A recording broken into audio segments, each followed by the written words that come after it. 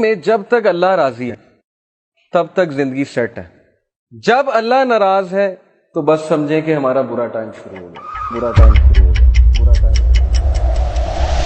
اب ہمارا کرائٹیریا یہ ہے, ہمارا لاس یہ ہے, فلانا انسان ہمیں چھوڑ گیا تو بس زندگی ختم ہو گئی. لیکن کرائٹیریا صحابہ کا تھا پلیجر آف اللہ, کہ جب تک اللہ ہے چاہے میں سڑک پہ بھی آ جاؤں, چاہے میں جیل میں بھی چلا جاؤں, چاہے میں نہتا ہو جاؤں, چاہے میری دولت چلی جائے, چاہے میں بالکل فٹ پاتھ پہ آ جاؤں, جب تک میرے پاس اللہ ہے تو میں سب سے امیر آدمی.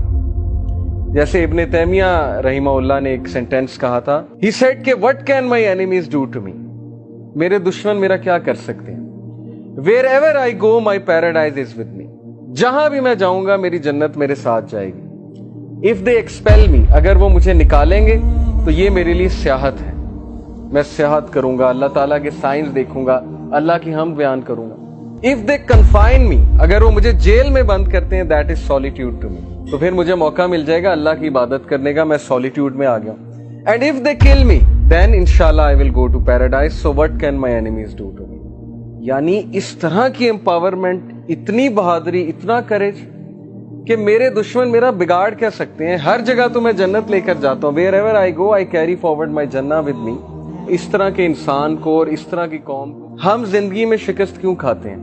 کیونکہ ہمارا کرائٹیریا اللہ کا پلیجر نہیں ہے, ہمارا کرائٹیریا لوگوں کا پلیجر ہے. فلانا مجھ سے کتنا خوش ہے, فلانا مجھ سے جو ہے پتہ نہیں راضی ہے کہ نہیں ہے. حالانکہ لوگوں کو راضی کرنے میں کوئی مسئلہ نہیں ہے, بلکہ حدیث میں آتا ہے کہ جو کوئی اللہ کی مخلوق کو خوش کرتا ہے اللہ اس سے خوش ہوتا ہے, لیکن not on the expense of displeasing اللہ سبحانہ و تعالیٰ. یہ فلسفہ ہے. تو جب اس ذات کو چھوڑ کے ہم لوگوں کے پیچھے بھاگیں گے, اس ذات کو بھلا کے ہم لوگوں کے آگے ہاتھ پھیلائیں گے, حالانکہ ہمیں اللہ تعالیٰ کا پتہ نہیں کہ اللہ تعالیٰ کی پاور کیا ہے. دلوں کا کنٹرول اللہ کے ہاتھ میں. اللہ چاہے گا کسی کا دل پھیر دے گا ہمارے لیے, چاہے گا اس کے دل میں محبت شفقت بھر دے گا, چاہے گا اس کے دل میں ہم سے دوری ہم سے نفرت بھر دے گا. یہ اللہ تعالیٰ کے کنٹرول میں ہے.